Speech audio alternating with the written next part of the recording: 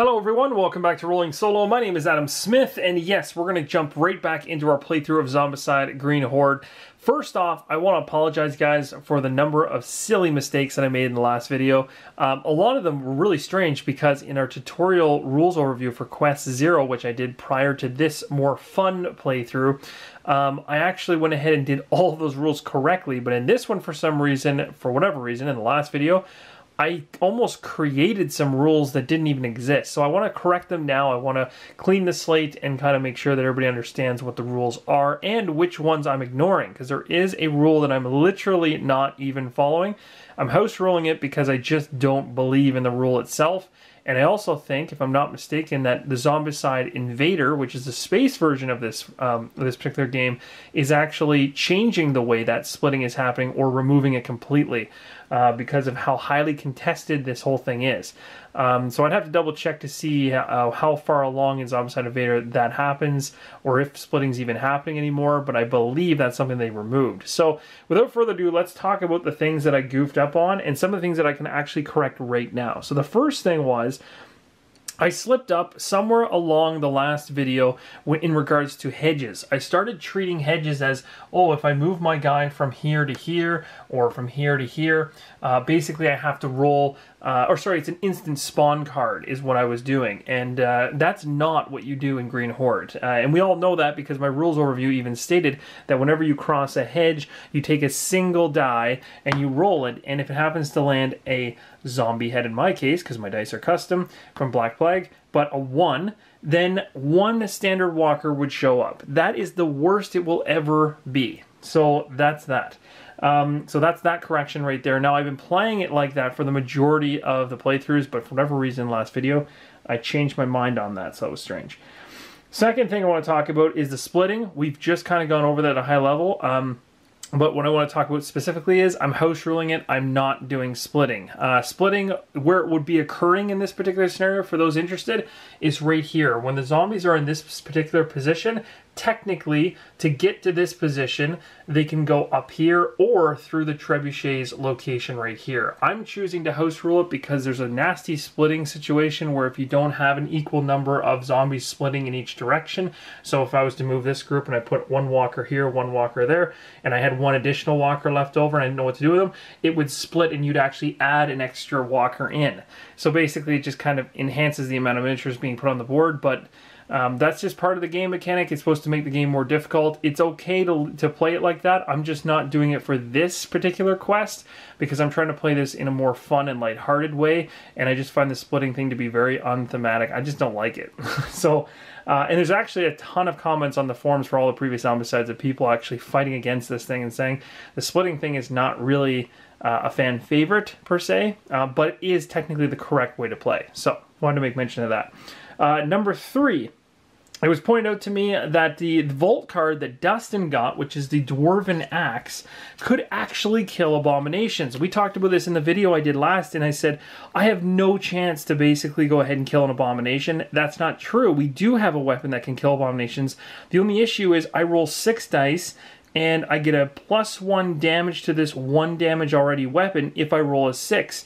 My understanding is, however many 6s I roll, I can get an extra additional +1 damage. So if I roll 6 dice and I get 2 6s, that would be 2 additional damage on top of the 1, which is 3, enough to kill an abomination. The nasty thing about this is I have to get up close and personal to use this, and it's not guaranteed, obviously, because it all comes down to the dice roll. But it's good to know going forward that our big worry about getting in here and dealing with this guy can be resolved. We can actually kill this guy off, so that's good to know.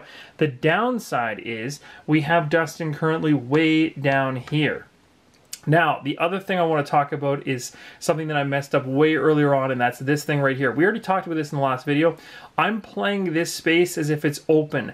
This shouldn't be open, but I am playing it like it's open. So I'm going to have Dustin likely, he may or may not come through that wall again. I'm debating whether I'm going to go that route. I might actually kind of force him to go this way because I don't really want to abuse that anymore. I feel like that's, we've already made the mistake of moving guys through there, but I wanted to make mention of that. We already corrected that in the prior video anyway. The next thing is a really nasty and sad story. So the Abomination is a 3 damage hit. When it activates and attacks you, it hits you for 3. It's always been 3, but for some weird reason, when I took a look at the targeting priority order, which is on the back of the manual and also on the back of many of the different types of zombies that you fight, I believe what I looked at when I was grabbing this was I looked at the name and I looked at 1 and I saw actions, and for some reason, somewhere in here, I was looking at the wrong line, and you can see for Fatty and Abomination, there's a 1 here, and then there's a 2/3 and a 1/5. I thought for some strange reason, and I was totally out to lunch, that the damage had changed to 1. It in fact is 3, and because it's 3, that attack was on Hopper at the time, who was in here, so Hopper is actually dead. So sadly we are going to lose Hopper, but it's okay because he's not one of the characters that's carrying a lot of great stuff. I shouldn't say it's okay, it's not a good thing, but we are going to lose a character before we even begin this particular round, so that's kind of sad. But we're now down to 4 characters, so I'm going to go ahead, I'm going to remove this guy, and we're actually going to put now Will in his space, just like this, and we've kind of resolved that goof, because from the beginning of time, from the very beginning of time with Zombicide, Abominations have always been 3 damage. So there we go, all resolved, and that's squared away. Now the last thing that I didn't do at the very end of the video, which is easily correctable, is I didn't activate the actual Abomination. So the Abomination would obviously be heading towards the most noise. It's right here. So in this particular situation, I've got 2 spots to put him in. It doesn't technically really matter how much where I put him, but I'm going to put him over here. There. So he's activated. And now we're good to go. So hopefully I've covered all the little goofs that I made in the last video, cleaned up a little bit of the rules, explained why I'm not splitting, and also also told you guys about the fact we do have the potential to kill Abomination, so that makes this a lot more exciting. We have a chance. It is kind of, our odds are definitely stacked against us now that we're in yellow and likely to push into orange very soon, but it's exciting regardless. So if you'll join me, let's continue on this playthrough and see how this thing pans out.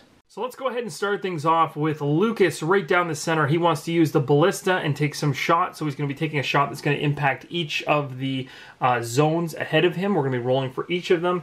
As we know, it rolls 3 dice, and we get a +3 if we have line of sight, and we do. So we're going to be going ahead and rolling 3 dice on the first spot with all the runners and hoping for anything 3 or higher on this particular attack. Again, it uses 2 actions from Lukas's pool, and he currently has 4 total to use. So right there, we actually landed 2 hits. So that's awesome. It puts him right to the bleeding edge of yellow, just slightly dangerous. 2 of the runners have been eliminated just like that. We only have 1 left, that's okay. So we'll leave him here. Next up, this is going to head into this particular spot. Again, it's a ranged attack. So in this particular case, it's going to be going after the walkers first. And then after that, it's going to go for the fatty. So we're going to have to roll 3 dice for this one as well. So let me just grab those 3 dice again. Here we go. Let's see how our shot lands this time. And we only get 1. So we actually didn't manage to kill the fatty, but we managed to kill the walker. This is actually going to tip Lukas and the whole group into orange. And we have to talk now about getting an extra ability here for Lukas. So Lukas can either get a free ranged action, that sounds pretty awesome, or he can get what's called Marksman. So Marksman's a really cool ability, first off. Marksman allows Lukas, when taking a ranged shot, to basically pick any of the enemies inside of the zone that he's shooting at to kill off. So in other words, the range targeting priority order does not apply to Lukas if he has the Marksman skill.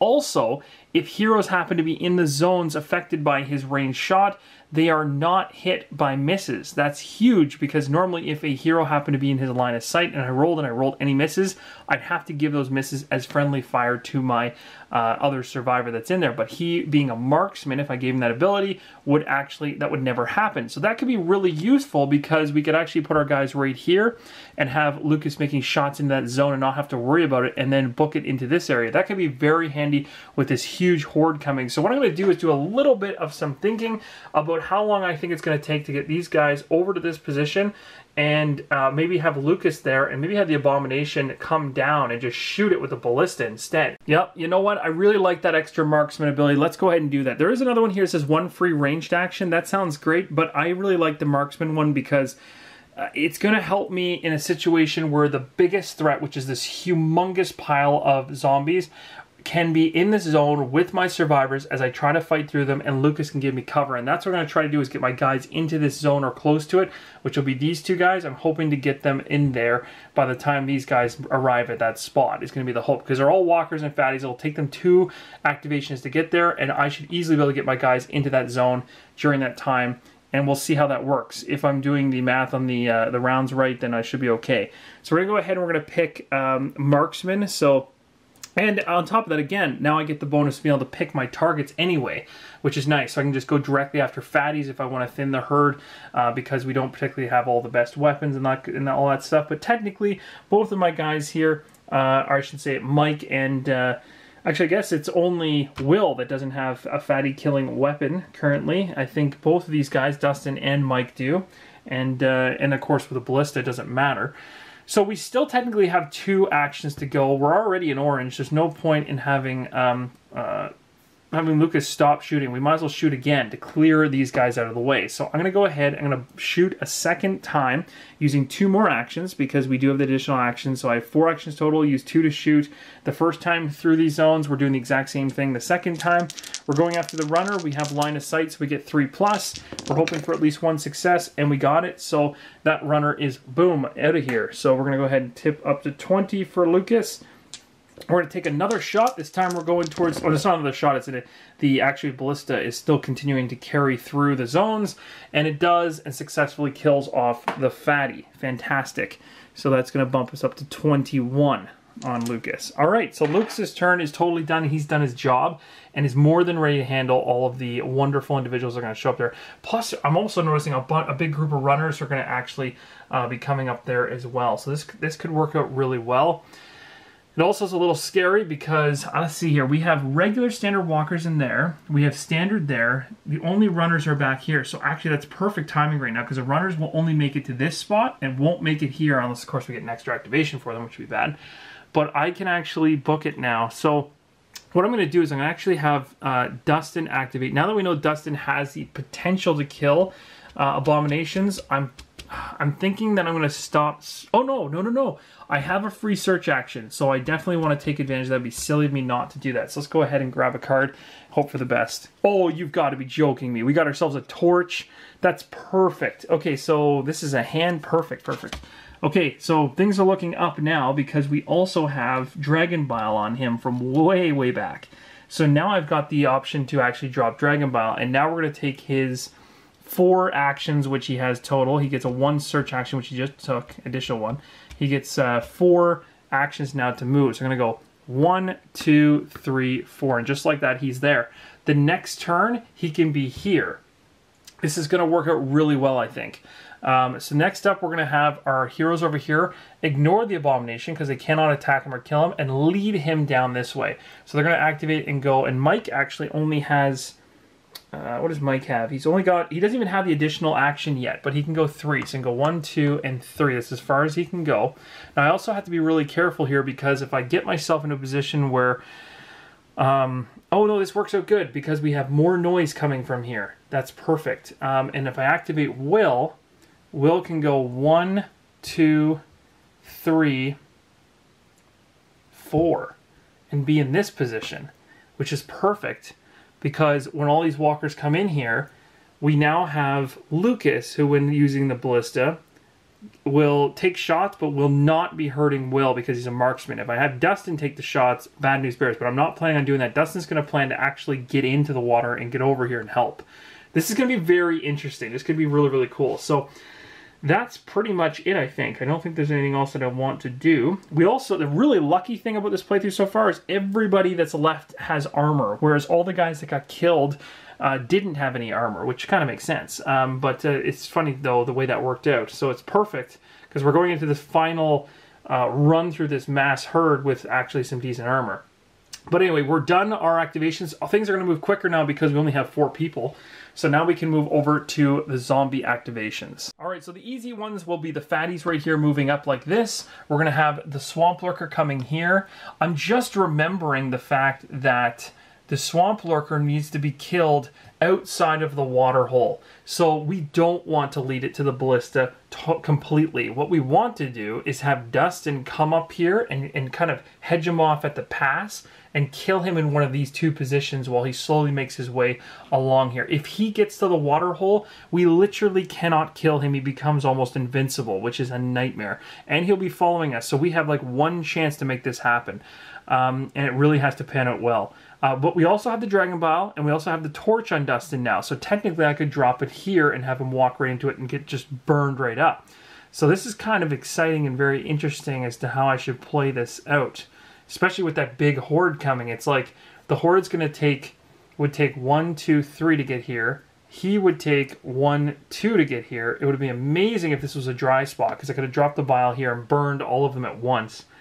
Which would have been phenomenal. But the water hole is going to cause me to, not be able to do that. So what we're going to do now is we're going to go ahead and activate everybody else, I guess, on the left side of this board. So let's go ahead and move these guys up. So actually, I'll start at the very beginning because it's easier. So the regular walkers are all coming into the same zone here. These are all walkers and the fatty. We've got a whole horde of mixed fatty and walker characters moving into the water hole position. So that's fun.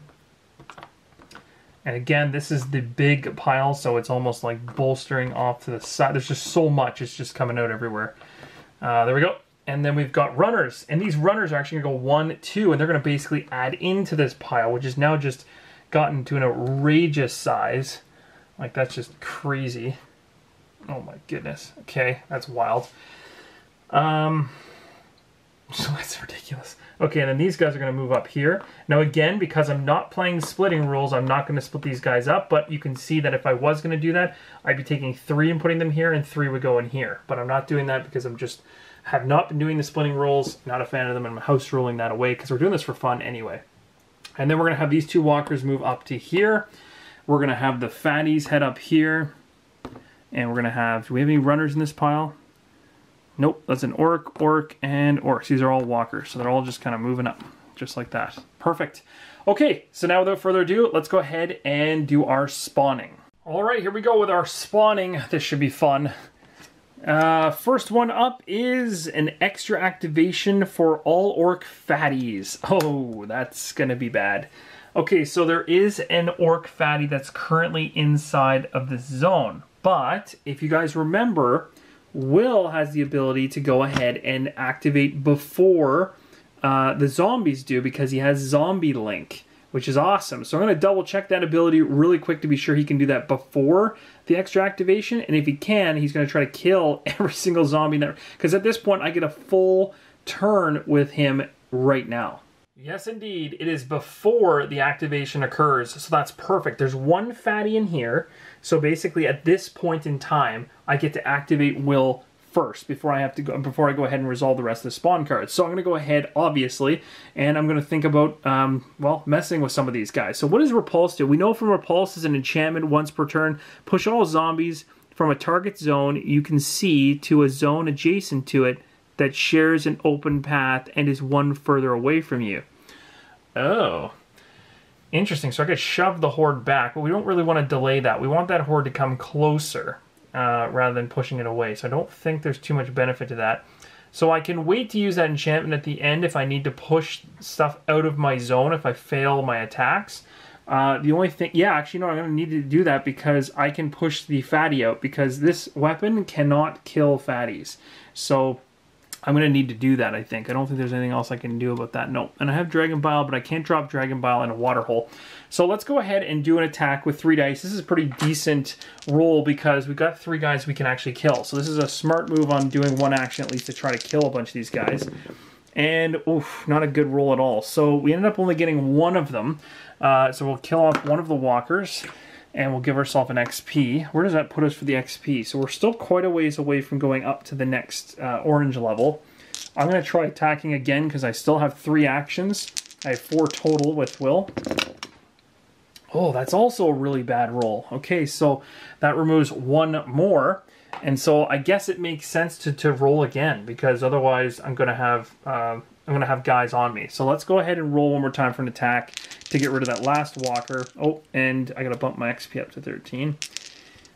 And oh no, okay, so I thought I could do it, but that's okay, because right here, once per turn, well, let me think about that. Did I do all, I guess I killed, I was in that zone. I did a attack which killed 1. I did another attack which killed 2. I just rolled now and rolled completely zip on that last one. So technically I have one more action that I could spend on attacking again, because the enchantment's not an action. It's just once per turn. Oh, actually, no, sorry. Enchantments are always an action. My mistake. So I do have to do this right now if I want to use it. Okay, so in that case, I'm going to do this so I can push all zombies from a target zone you can see to a zone adjacent to it that shows an open path and is one zone further from you. Perfect. So I'm going to shove these guys back into this gigantic pile mess. Done. My turn is over, but the thing that's cool with that is I've now saved Will from this extra activation, but we'll go ahead now and actually activate all the fatties, which essentially just brings all the fatties back into here, but that's okay because now they're in line with the ballista, which is what I want. I want to be able to bring... This actually worked out really good because now these guys are going to get all just hammered by the ballista, and they're there before even the runners and walkers and stuff are, so that's good news. So I'll just kind of resituate everybody there.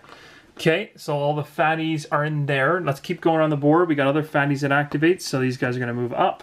We got some fatties on this side that are going to move up.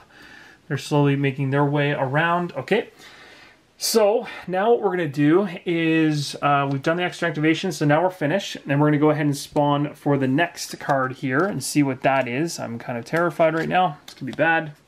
It's an assemble the horde. So it's going to be, we're in orange now. So it's going to be 5 orc walkers plus 1.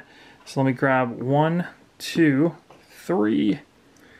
Actually, I have to check on my totals for the number of walkers that I have to make sure I have enough to satisfy this card. And I indeed do. So I got 5 in there and I put 1 over here. Okay, so that one is now resolved. We can put that in the discard pile. And now the very last spawn is going to activate. What are we going to get over here? Another assemble the horde. Oh no, we got the orc abomination. Worst, because we're in orange now. Nothing gets added to the horde, but we do have another abomination coming on the board, and it's going to be this guy. At least he's way the heck over here, so that's good. It'll take him a while to get to us, but we now have 2 abominations on the board, but that spawned in the right spot, because if it had been here, that wouldn't have been fun. That is going to be it for the spawning. We've done all the movement, everything's resolved, and now we can wrap right back around to the player's or survivor's turn. So we might as well have Lukas do some wild shooting in there with his ballista, because ballista can just take down anything. So we're going to go ahead now and we're going to roll for the ballista attack. This is going to be epic. So we're rolling 3 dice, and we're going against all fatties in this particular zone, which is great. So we should be able to take out a large majority of them. So Lukas is firing away with his marksmanship ability and lands 2. Oh, sorry, that's 3 hits. So 3 of the fatties in 1 shot are gone. That is awesome. He's going to trick himself up 3 XP to 24. That was a good shot. I'm tempted to do that again. I can't kill any... So if Will activates, he doesn't have a weapon to kill fatties. Mike does. But I might as well go ahead and keep using Lukas, I think, in order to make these shots, because it's more guaranteed. And I could potentially... yeah, then I can do something with Dragon Bile here. To deal with this guy that's coming in behind me. That can be more worth it. So let's have Lukas take another shot for his second. Sorry, he's already used 2 actions. He's using another 2 actions to do this shot, and boom, too easy. He got just enough. Both of those fatties are gone, and he's going to go up another 2 XP. So Lukas is right now the hero, holding everybody at bay. And that's it. So Lukas is done his turn. Dustin now, knowing that the path is safe, is going to spend 2 actions to get into the... Or sorry, I should say 1 action to get in the water hole. And then 2 actions to move through the water hole. And he has 1 additional action. He has a search, but that's kind of pointless. He has 1 extra action, but he has no ranged weapons. So he can't do any shooting into the pile, but now he's there. So when all this stuff gets in here, he's going to be able to attack. Now, the other thing I'm thinking of right now is it might be wise for him to actually get out, because I'm noticing there's runners here, And when the runners activate, that's going to be bad. So let's go ahead and have, for his last action, let's move him to here. And that'll be the end of his turn. Now, I might be dropping the Dragon Bile right now with him. So I'm going to think about that because it might be a great spot. So yeah, I will not be actually going ahead and putting the Dragon Bile down because, of course, it actually costs an action to throw that Dragon Bile. And you can do it from range 0 to 1, and as long as you got line of sight, you can chuck that down. But I'm not going to do it because I'd rather have Dustin actually get from here to here. And because it's a bank, I can do that. One action, done. That's all 4 spent.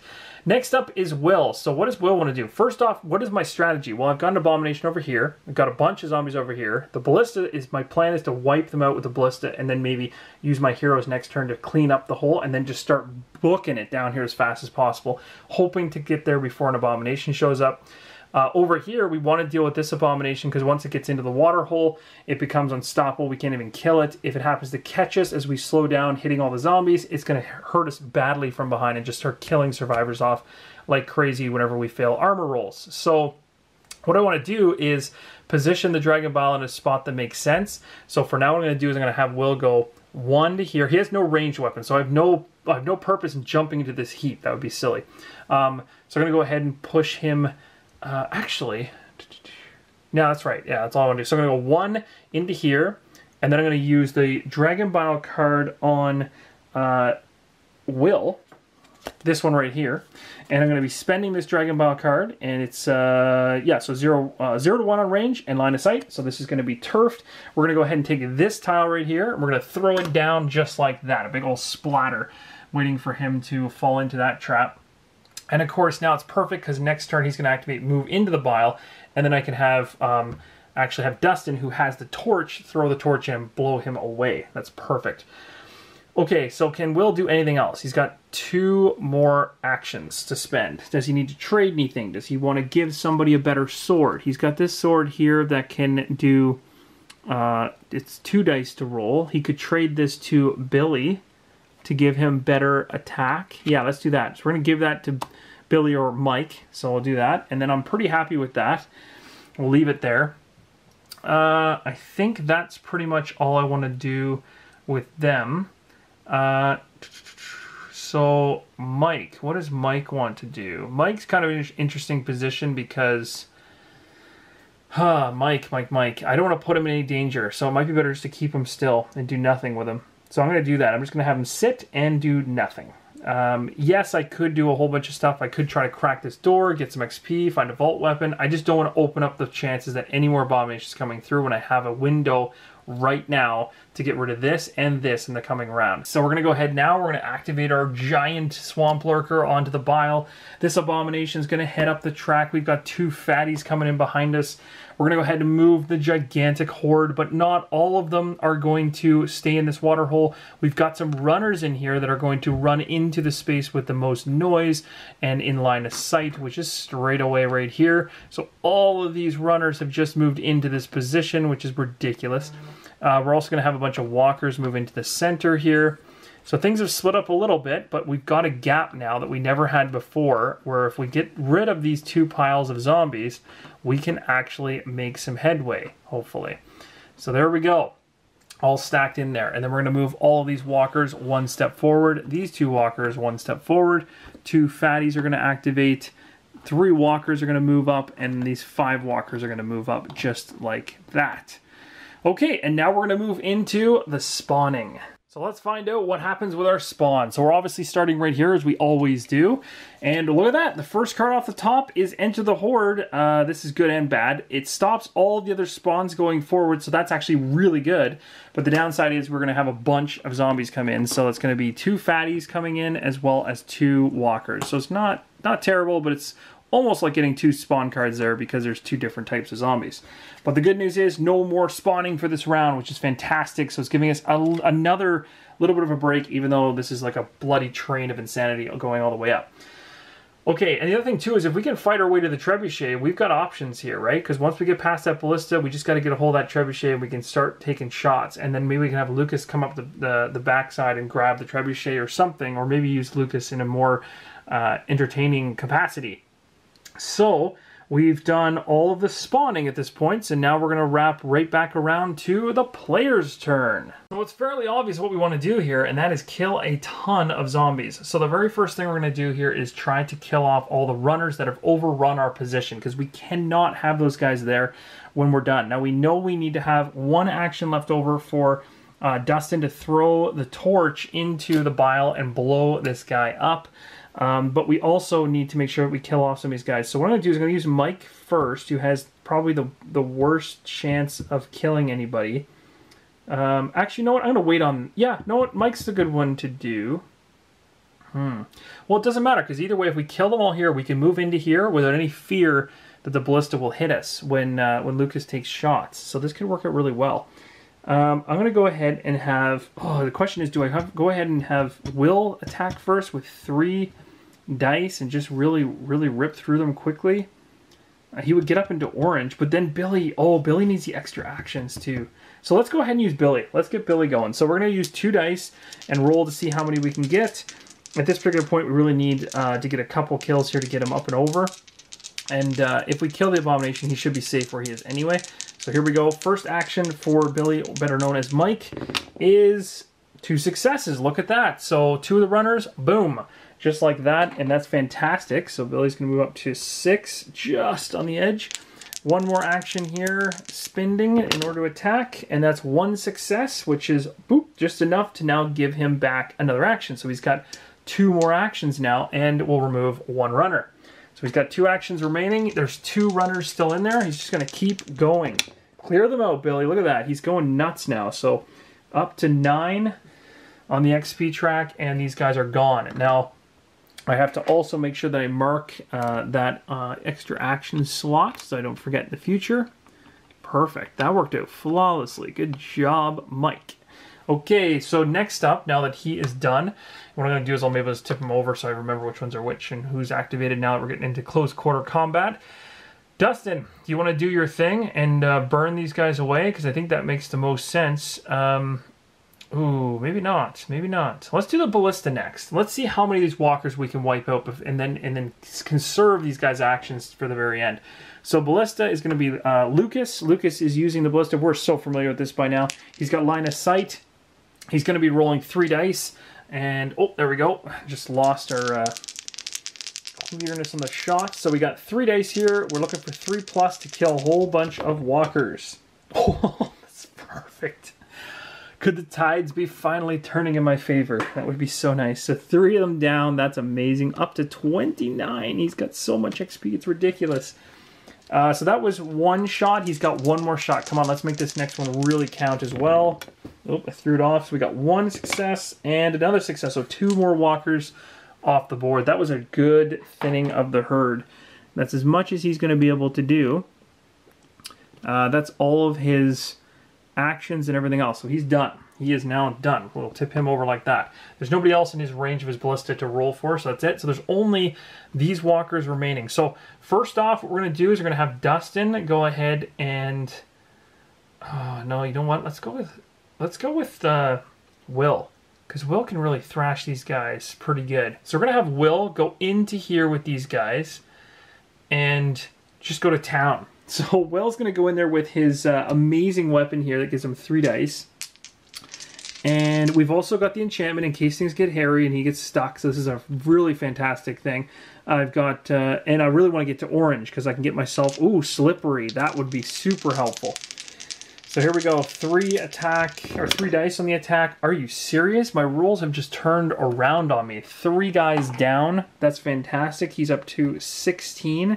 He's going to try second action to kill the last 2 remaining walkers. No problem at all. They're gone. Wiped the entire crew out in 2 actions. This guy's a machine. He didn't even get to orange, though. He's just shy of it.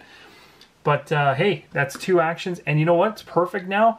I could technically move with my other 2 actions into this water hole to get myself moving along. Might not be a bad idea, actually. So I'm going to do that. Then I'm going to go ahead and I'm going to have Dustin here turn around. Dustin's going to activate. I guess I'll tip Will over to say he's done. Dustin's going to activate. He's going to take the Dragon Bile, and he's going to chuck this thing. Oh, sorry, he's not going to chuck the... That would be silly. Why would he chuck Dragon Bile on Dragon Bile? He's going to throw the torch on the Dragon Bile, and it's a suspended action. Discard the torch from hand. Select the Dragon Bile token within range 0 to 1 and line of sight, and resolve the fire. So just like that, he's chucking the torch in that direction, and boom, massive explosion. This guy is down and out thanks to that amazing Dragon Bile that just saved us. And now Dustin's going to go up 5 XP, which is huge because that tips him into the orange. So he's going to go up to 20. So now he has the ability to have slippery or combat. Definitely going slippery. That is crazy. If I can get slippery on him, that's amazing. So he's able to slip past zombies now. So depending, you know, that would come really handy when we get past these guys later on. Oh man, okay, so what we're going to do here is I'm going to take this guy off the board. He is gone, so the Swamp Lurker is no more. I'll leave the fire here for kind of dramatic effect, I guess, and to revel in the victory, looking at the flames. And now we're going to go ahead, we use 1 action to throw that. We're going to spend 1 to go back into the water hole and 2 to head over here. So now we have both of our guys in this spot, and just like that, everyone can come back up. We have spent all of our actions, and everything about that plan worked flawlessly. Don't understand how. The dice rolling was in my favor there. Everything went perfect. So let's see how well this continues. Now typically, guys, you'd remove this. This would go away right now. I'm just leaving it here for fun. I might remove it after the next round just to kind of give that sense that there's some fire going on over there still. So the zombies are not too happy with the fact that majority of them just got wiped out. So of course we're going to have a whole bunch of friends coming down into the water hole with us to have some fun. And based on the dice rolling that I've had, I shouldn't have a problem wiping out these walkers, but we'll see. We've got more of them coming in behind here. We've got a couple fatties coming around the bend. Look at the trebuchet's got potential here for us to grab. We've got some more walkers. So we got just lots of walkers, which is fine. Walkers are great. I can deal with that. It's the abominations I don't want to see. Okay, so that's all of them activated. This abomination that's still on the board is still making his way around. We got some fatties finally making the turn over here, chasing Mike as we run off this way. So we're making headway in the right direction, but now it's time to spawn. All right, so let's do our spawning for these 2 spawns to start. So the first card off the top is another Assemble the Horde card. All right, so this one is going to be for 4 walkers plus 1. Okay, hopefully we have enough walkers for that, although we've been killing a lot, so I'm sure we're fine. Oh, and then we're entering the Horde, so I guess that's going to be it. That's amazing, but there will be something there. So let's go ahead and put those guys into play. So what do we got here? 1, 2, 3, 4 is going to come into that position. And then, technically, when we put that 4 in from this card, because we're on orange level, we put 1 into the Horde.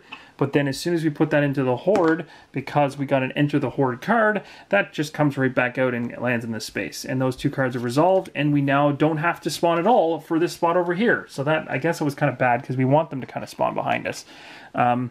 There's a lot of walkers here. This is getting ridiculous. But we haven't pulled an Abomination yet. So that's probably going to happen. Although we did go through a lot of Abominations early on. But I know there's more. There's got to be more because that Horde box is full. And we have the Dragon. We haven't seen the Dragon yet. So that's scary because the pile is getting low. So you never know when that's going to show up. And that could be a game-changing situation as well. Because it's in there. I don't know where, but it's in there. So that's it. We've now spawned everything, and we can actually begin with another player turn. Ah yes, the survivor's turn, my favorite turn of the entire game. Let's go ahead and slaughter some walkers, why don't we? Now the other thing too is the ballista is not really all that much useful anymore, so I think we can get Lukas up here to help out. So let's go ahead and have Lukas go 1 into the pool, 2 into here, and from here Lukas is going to take some shots at range 2 targeting this zone in order to hit those guys. And he's going to be shooting with his spiked bow, which is not exactly the best bow ever because it still only rolls 1 die. But he has plenty of arrows, so he gets a reroll and he'll be able to hopefully kill 1 of them. And that's a 2. So he's going to reroll with plenty of arrows.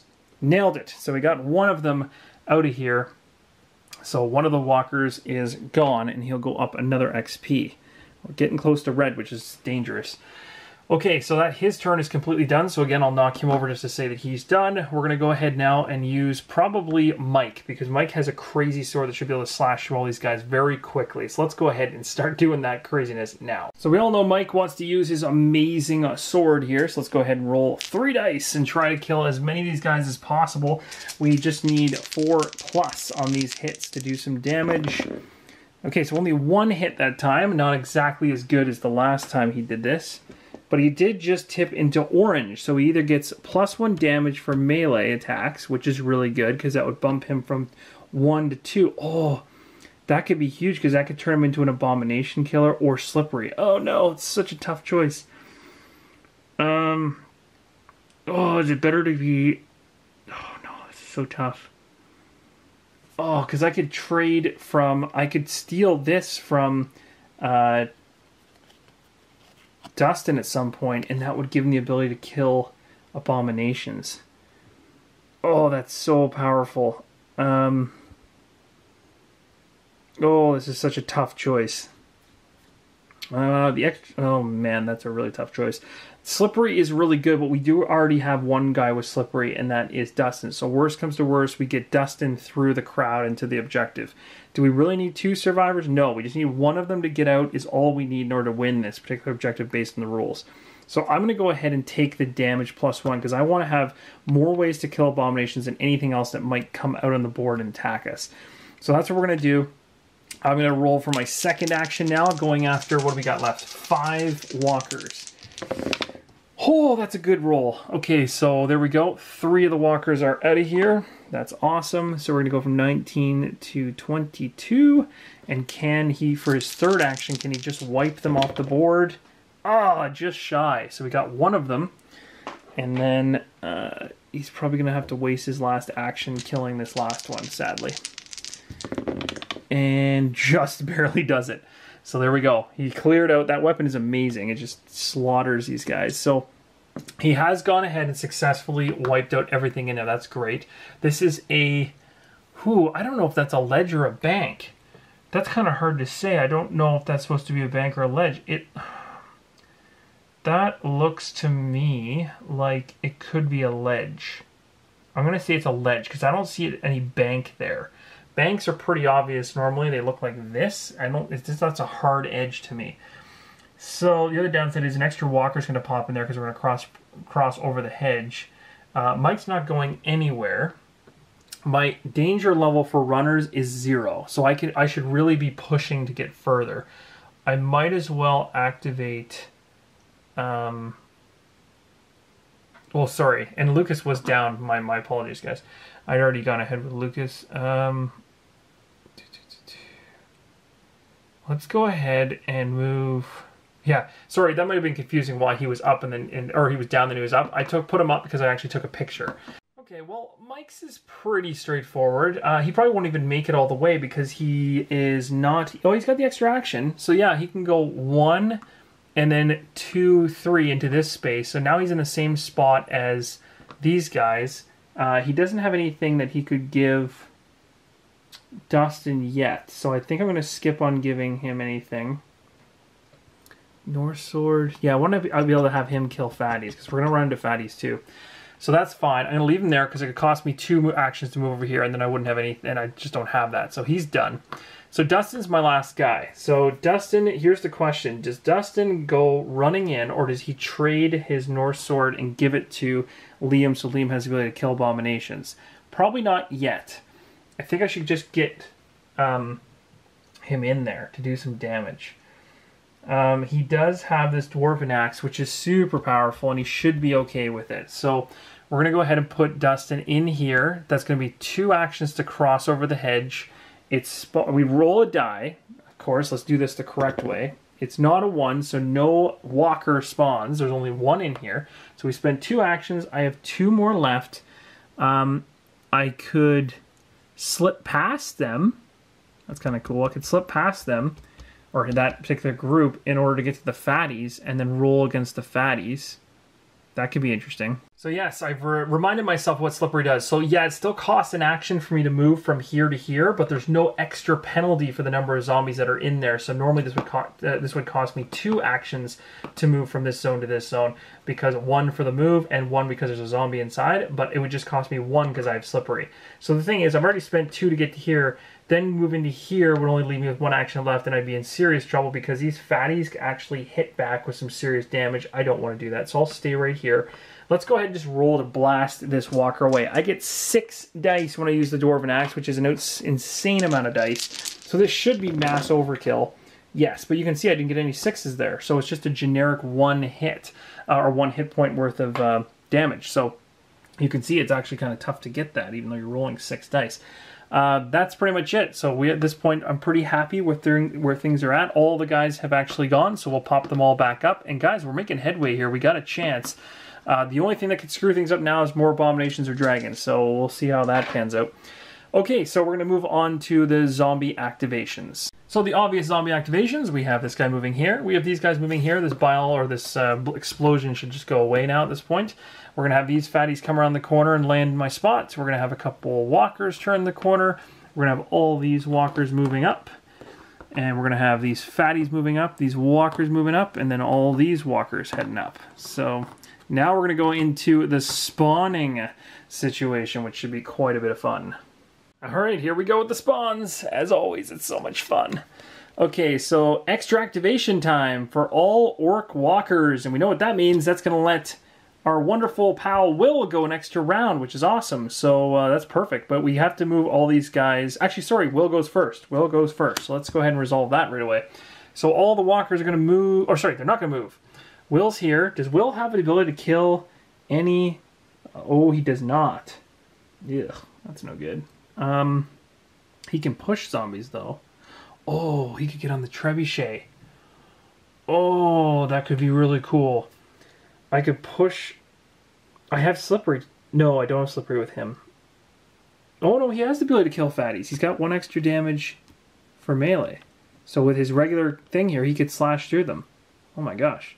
Yeah, let's do it. So we're going to spend 2 to get up here.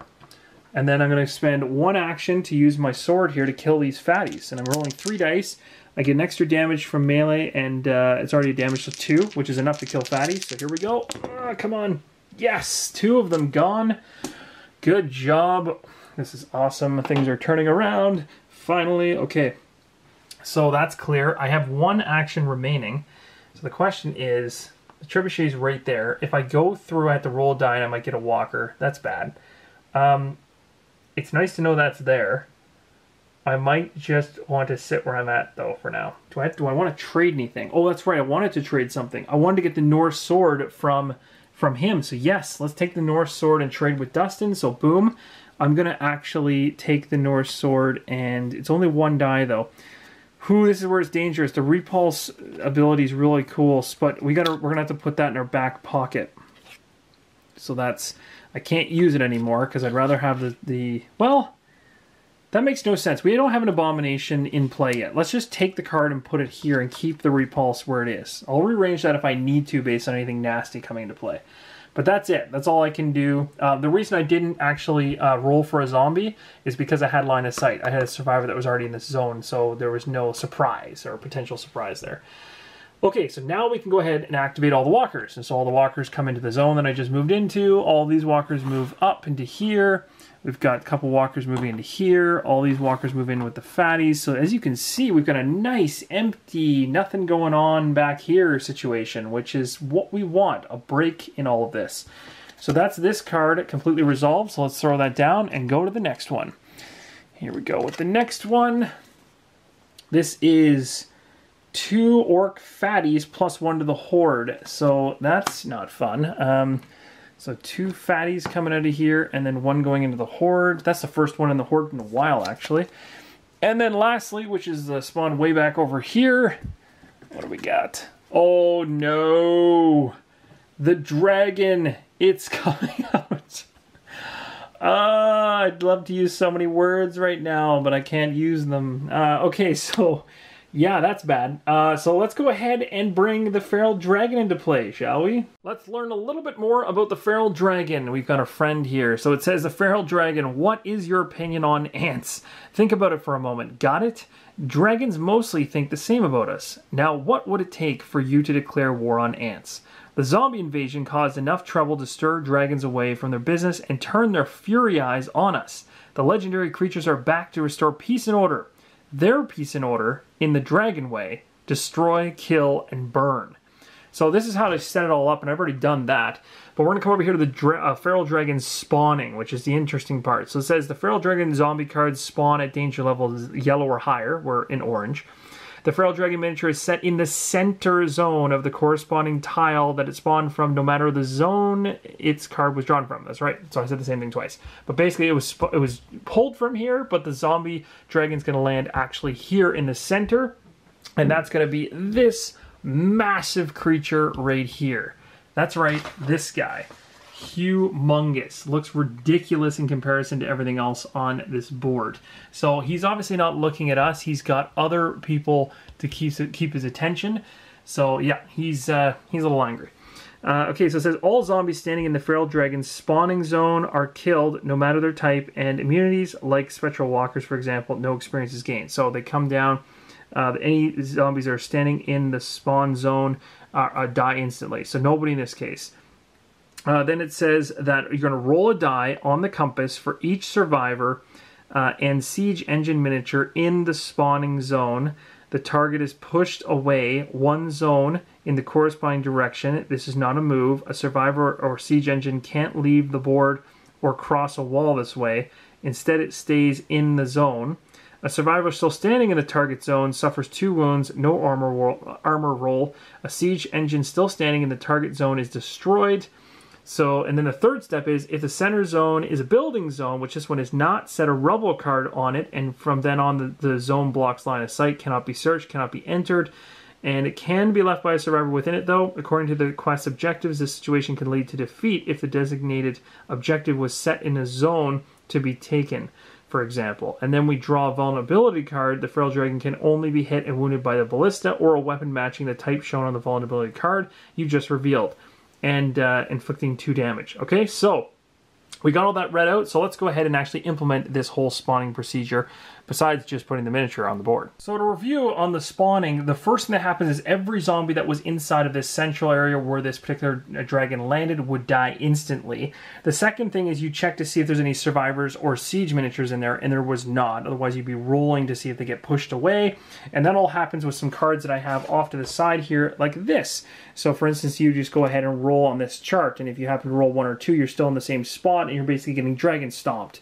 Otherwise, you're being pushed off to the side by the zombie, which can be good or bad, because it can either push the heroes in the direction they want to go, or it can push a siege weapon like into the water, and then it gets destroyed. So there's a lot of bad things that can happen there. The ballista is really powerful against the dragon. We're going to want to keep that alive, but it's dangerously close to being hit into the water, which is also something that could happen. The next thing we check is if the center zone is a building, and it's not, so we can skip past that, and then we draw a vulnerability card. So this is going to determine what the vulnerability of the dragon is. So I got this right here. There's 5 cards, I believe. Yes, 5. And we're going to go ahead and pull the first one, and this is what is the dragon's going to be vulnerable to. The dragon is vulnerable to the ballista and combat spells. So we need to do 2 damage to it in order for it to fly away and not come back.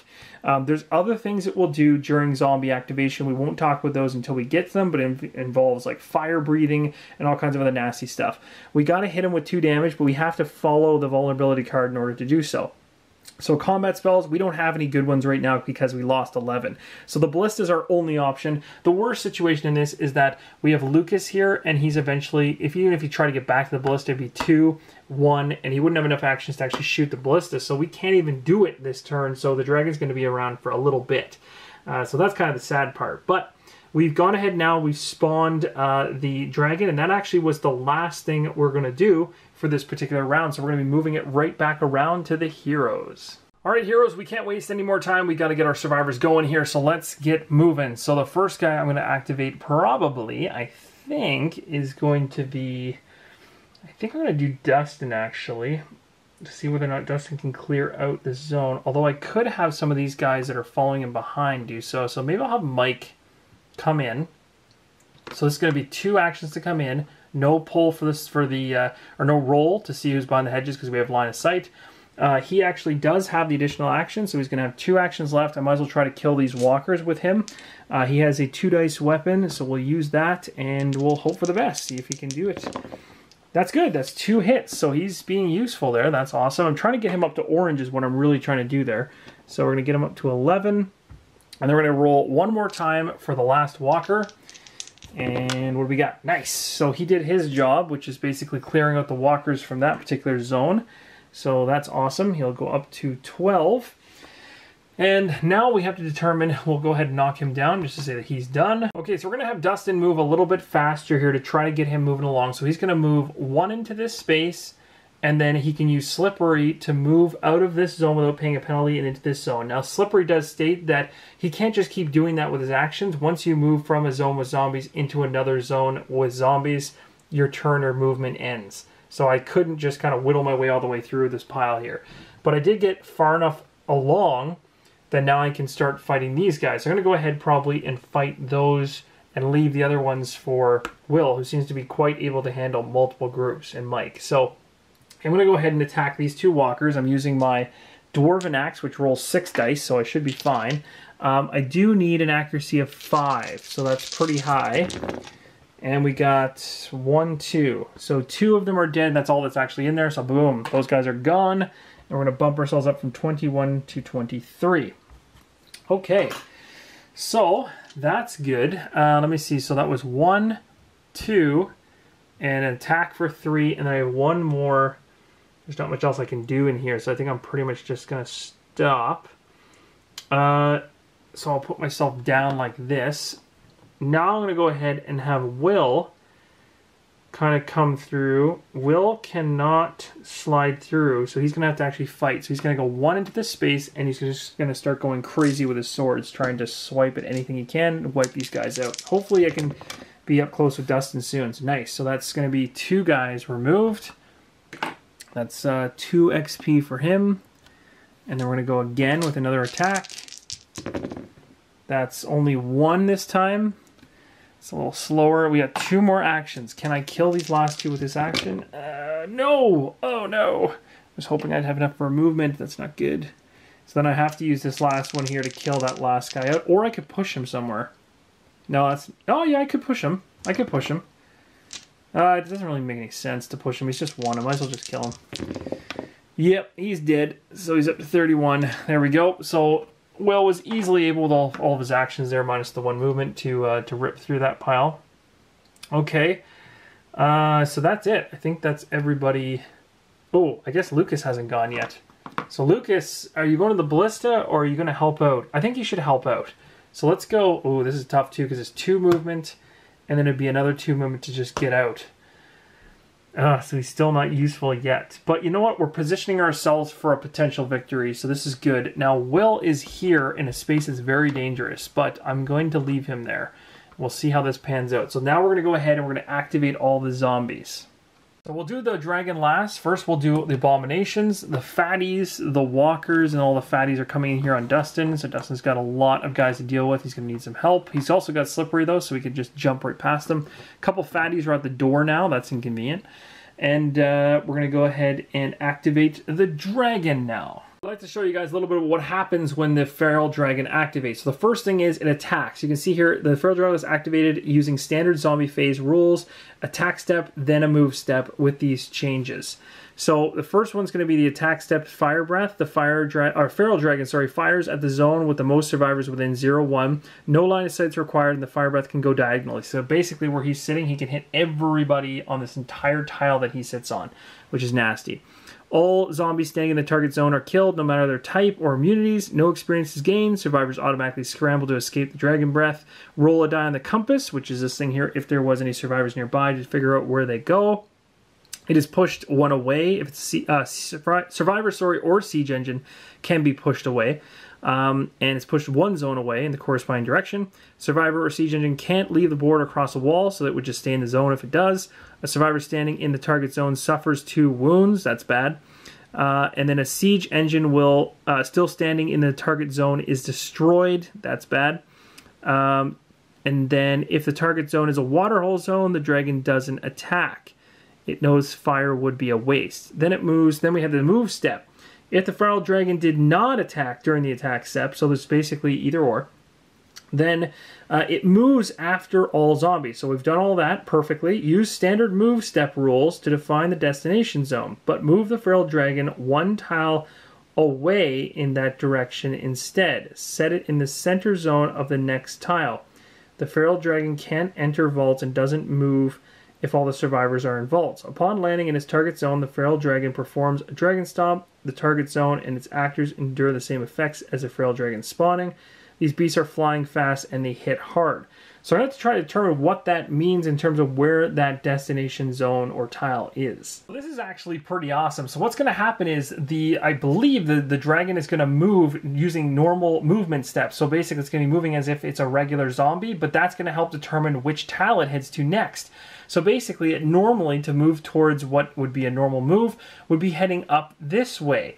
So obviously it doesn't go here. It just means that it's heading up, which means it's going to go to the next tile, which means it's going to pick up and fly and land in the center zone, killing the Abomination as it kills everything in the center tile. Of course, no experience is gained, but this thing just kind of helped me out a little bit for now, as it's going to make its way over to me slowly but surely. So it's basically trying to track me down, and I've got to try to basically take this thing off the board. So that's a really cool mechanism. So it would have attacked if it had anyone to attack. It doesn't, so it just moved, and likely the next turn it will move again. Ah yes, the wonderful spawning. We all love it so much because it always brings such joy into our hearts, right?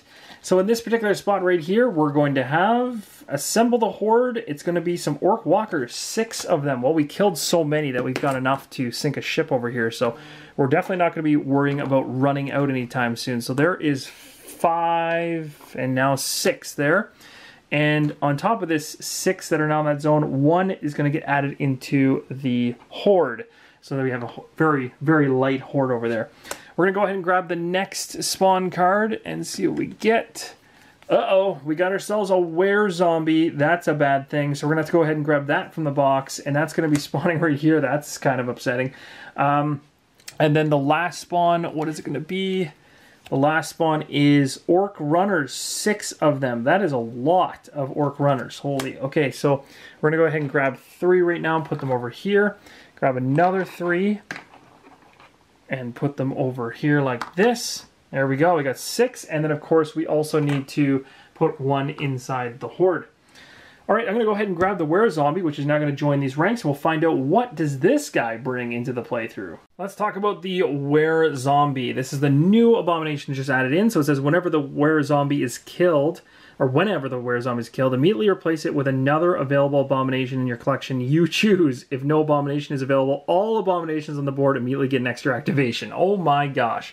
So basically we just got to pick somebody if he dies. That's the only thing that's special about him. So basically here he comes, and another one will come in if I kill him. So that's kind of nasty. So he's basically in that spot with everybody else, and we can discard this card.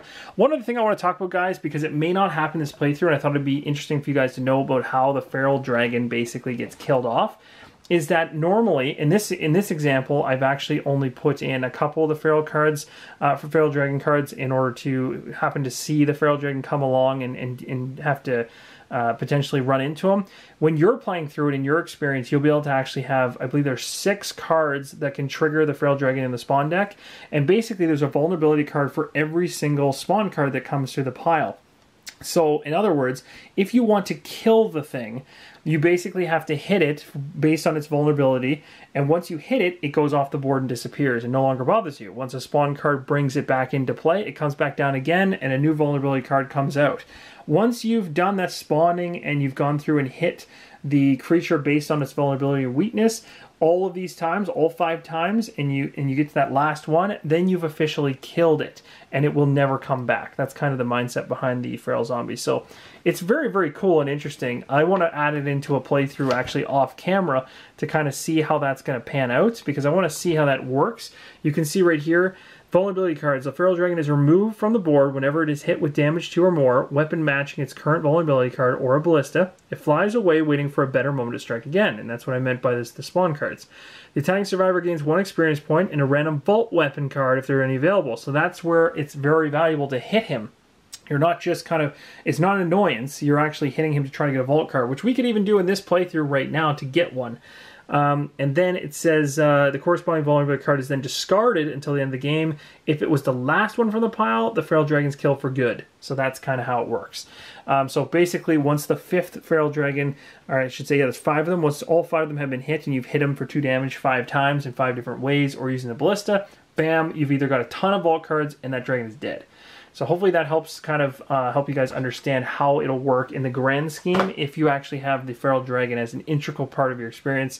In this case, I want to give you a teaser. So he's in there, but he does not have 6 spawn cards in my spawn deck. I only put a couple in. I don't even know how many I actually put in now because I kind of forgot, but I wanted to get him into the game at some point, and we're almost done our deck for spawning anyway, so we might have to reshuffle the whole thing.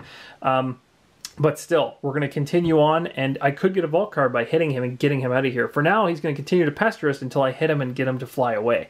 So he's definitely not going anywhere anytime soon. Alright, it's time for our heroes to activate. So the first guy to activate is going to be Dustin. I'm going to slip past here, moving into here, and then I'm going to move 1 more space into here, I think. Yes. And then from here, I'm going to attack both of these fatties. So that was 1, 2 movement. 2 movement, and Slippery doesn't make me have to pay any additional. I get to roll 6 dice with my Dwarven attack, and I'm looking for 6s really, because I need 6s in order to kill a fatty. So here we go. Oh, I got 2 6s, look at that. So that's +1 damage, +1 damage. Bam! Those guys are gone. That was perfect. Well done. Okay, so he's going to go from 23 to 25, just like that. And I think he still has an extra action, doesn't he? Yeah, he does, because he was here, slipped out. This is movement of 1, movement of 2, killed them in 1 hit. He's got an action. Let's crack the door. Why not? I mean, why not could be terrible. Let's do it anyway. So, of course, I have to roll in order to try to crack this door. So, let's go ahead and do that. This could be really bad, though. But I got to get in there. So, I'm rolling 6 dice, and oh, it just says it makes a noise. It's a guaranteed break. So I just break it open, it just makes noise. So I'll just go ahead and pop that open. There we go. That's pretty straightforward. And now we're going to spawn. This should be a lot of fun. So we're going to go ahead with the first spawn card. Oh my goodness. So in the very first position, we've got the Obama Bunny. That's no fun. That sounds really nasty. Next up, oh, this is bad. We've got... oh, that's a lot of guys. Okay, so that's 4 walkers and then 1 to the Horde. So we're going to go ahead and drop 1. I have to get the Bomb Bunny separately because I don't have that Abomination out yet. So here's 4 and 1 going into the Horde. And that's that one resolved. Next one up, which is where the objective is going to be another Assemble the Horde. This time 5 runners. Oh, that's so bad. There's so many runners. That's not good.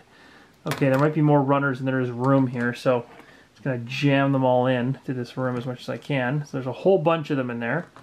And then that resolves that, plus 1 runner goes to the Horde. And that resolves that card. And then the final room, which is still connected all the way in the back here, is going to have 6 walkers plus 1 to the Horde. Wow, that's a lot. Okay, so that is a ton of guys. We do have guys in the trebuchet though, so this could work. So 1, 2, 3, 4, 5, 6. Okay, and then 1 to the Horde. Okay, so here's where things get interesting. So I've gone ahead and I've used him fully. Can't do anything else with him. I need to... Okay, so first off, we got the trebuchet right there. Nobody's on it. So this would make sense for me to try and kill something.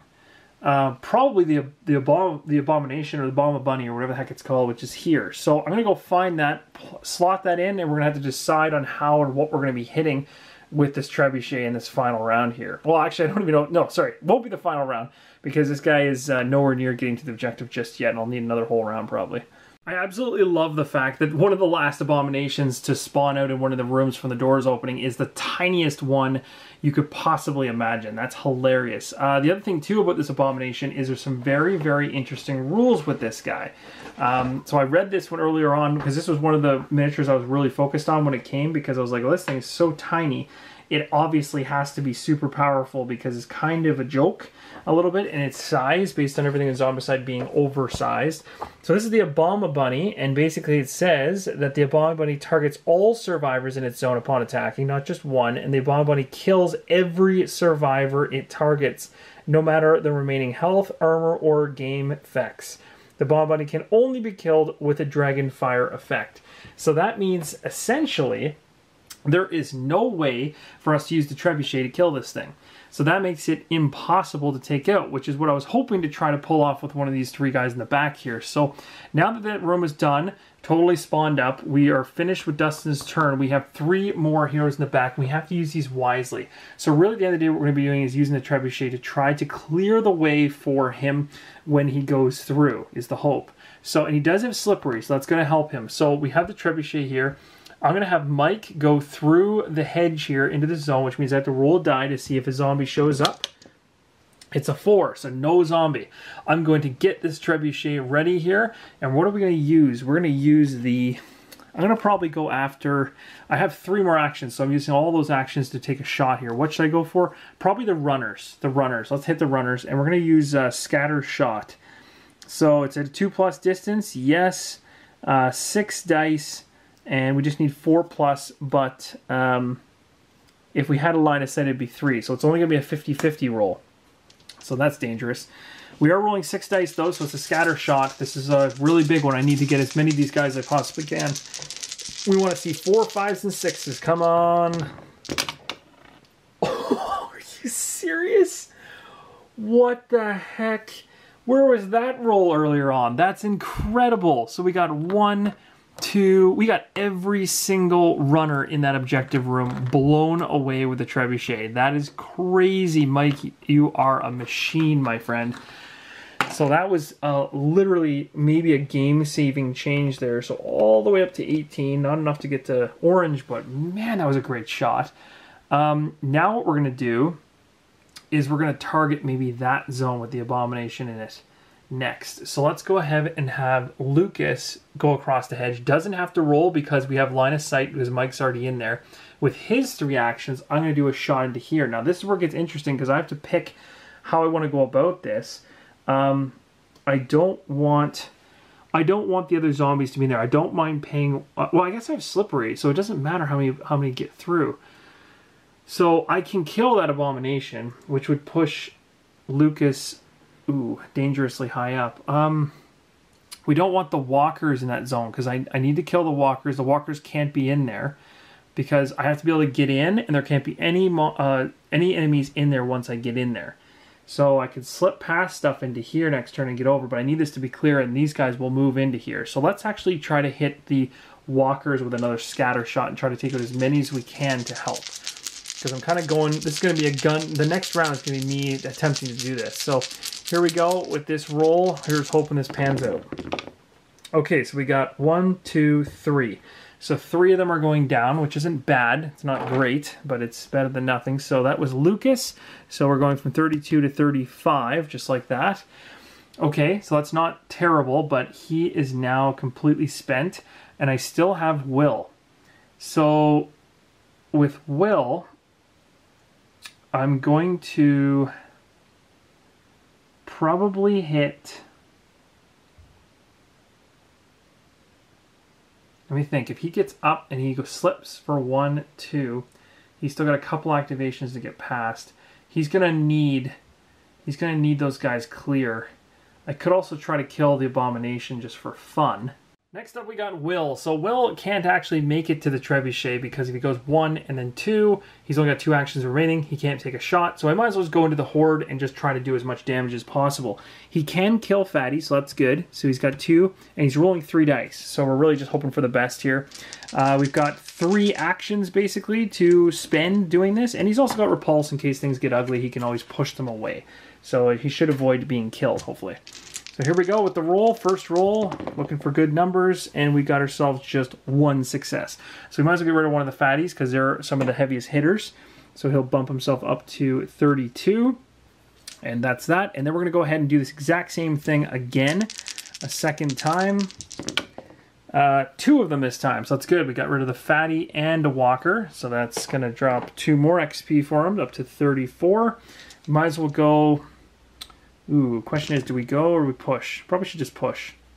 So once per turn, push all zombies from a target zone you see to a zone adjacent. So I'm going to actually push them away from me, but this direction instead of the other direction. So I'm shoving them away. As long as there's one further away, that's all that matters. I don't want to push them here because I don't want them to have to debate between where they're going to go. And technically, he made noise. I didn't put a noise token down, but he technically made noise in that spot when he smashed the door open. So there's actually 2 noise there. That's another reason why I'm pushing them that way instead. You can see from this dwarven axe he used, I should have put a noise token down. This is where that stuff matters.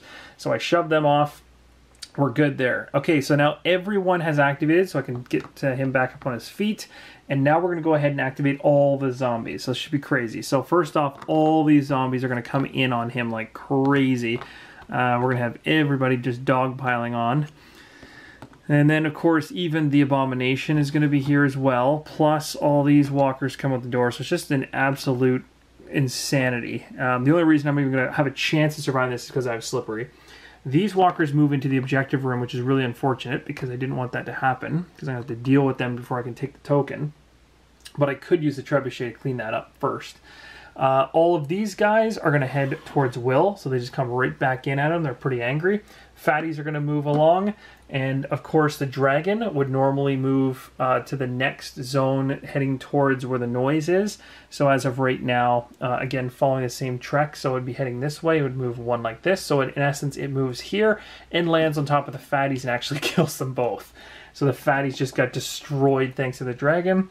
And then all the runners are going to run along the board over here to this position. And just like that, we've got everything squared away and we can move into spawning. So guys, we're down to our very, very last card to spawn. And then after this, we take all the discarded cards, which is this giant pile over here, and we reshuffle them and then go after some more. So first off, we're going to pull this one to see what happens. Oh, classic. An orc necromancer is going to join us. That's fantastic. So we're going to basically be drawing another orc. Let me see if I can find him. Here he is. So he's going to show up right here. Another spawn point is going to appear, and we're going to have to pull a spawn for that. But before we do that, I have to now go ahead with all the discarded cards, not including this one, shuffle this whole deck, and we'll start pulling some more. All right, let's see what the next ones have in store for us. Oh my gosh, are you serious? We got another Necromancer. Oh my lord. Okay, so we're going to go ahead and put another spawn token here. That's just ridiculous. So now we still have 2 more spawns to deal with there. The Rat King will come back out. This time the Rat King is going to come with a whole bunch more rats. In this case, it would be 4.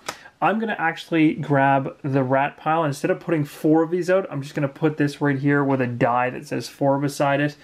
And that will resemble 4 of them. Okay, actually maybe what I'll do is I'll do 1 plus 3. There we go, like that. Okay, so that's them out. We've already put another spawn point out, so I need to do another 2 more pulls, which is not good. So let's go ahead and deal with that now. So the next one up is going to be assemble the horde. So this is going to be a fatty, so 3 fatties, and then are jumping in here, and then 1 into the horde. And then we've got 1 more to pull. A fatty burster on top of it. Oh my goodness, this is just not stopping. Okay, and a fatty burster is now in here too. So just everybody's coming out to play now. It's just getting outrageous. Okay, that's nuts. Okay, now it's just this side of the board. So now we're going to move over to the 1 spawn point on the opposite side, which is way over here. What do we get over there? We get ourselves 1 orc fatty. Wow, nice and quiet on that side of the board. There we go. Took a bit to focus in, so we'll take 1 orc fatty. We'll drop him over there. That's nice. I wish that had happened over here. And then 1 orc fatty in the horde. Okay, so that's it. We spawned everything in. We currently have 4 spawns, Necromancer over there, just for those keeping count, and 1 over here, so 5 in play. So we're still safe that way. We're not gonna lose anything. And now we're going to go ahead and we're going to begin our turn for the heroes right now. So this is it. I can literally win the game right now. So what I'm going to do is I'm going to take Lukas. I'm going to have Lukas fire the trebuchet into this zone. I'm going to be using scatter shot. I can't see into the zone yet, so I'm rolling 6 dice with this trebuchet, looking to knock off those guys. I need 4 or higher. Oh, easy. They're all gone. So every single one of those guys just got blasted out of the objective room. And just like that, that was Lukas, I think, that shot that. Yes, so Lukas goes to 38. It's the highest HP or XP character I have. He doesn't want to do anything else for his turn. He's happy to stop. I'm now going to activate... Dustin, who all along was our hero. He's going to slip right out of this zone and not pay a single thing to do it. And then he's going to walk into this room, and just like that, he grabs the last objective. And ladies and gentlemen, we have won quest number 3, Know Your Enemy. That was so much fun, and I have no idea how that panned out, because I think if I was a couple rounds behind that, I would have been in trouble. The dragon is just about ready to come in. It was swooping in. The amount of guys that just spawned thanks to the zombie deck or the spawn deck reshuffling and firing out abominations and necromancers like that is a nightmare at the end of the game. But that was a ton of fun. So first off, guys, thank you so much for watching. This was a really long playthrough because I filmed the majority of it on camera. I had so much fun doing it, though. It's a blast. It's a great game to play solo, so I definitely recommend this if you're looking for a dice-chucking, kind of action-filled game. It's so much fun to do this. And of course, there were a couple rules things that in later plays off camera, I will never make those mistakes again, like breaking this wall, for instance, or the splitting rule. Although the splitting rule, I still house roll because it's just me. The rest of the things that I might have missed along the way were fairly minor and correctable. So I think for the most part, we won. We'll give this one a win with an asterisk, I guess is the best way to do this. Kind of like the sports, some of the sports characters out there do. Yeah, that's pretty much it. Thank you so much for watching. I hope you guys enjoyed it. It was very, very exciting. We even got to see the dragon, and hopefully I explained kind of more about how the dragon works. And the dragon is so much cooler if you go ahead and get all of the spawn cards for the dragon in the deck. It'll come up way more often. I only had 1 in there because I just wanted him to show up once to try to give you guys an idea as to what it would do. I already thought the difficulty for me was all over the top because I had so many. I put in every abomination there was in the game, 1 card from every one of them, which is a ton of abominations. So I thought if I put a whole bunch of dragons and cards in there, I would just get overwhelmed off the start and die. So this was nice that he actually showed up near the end because it's very thematic instead of him being there at the beginning and just causing pure chaos for us. So it worked out really well that way. And surprisingly, I actually ended up winning this. I didn't think there'd be any way I would make it through.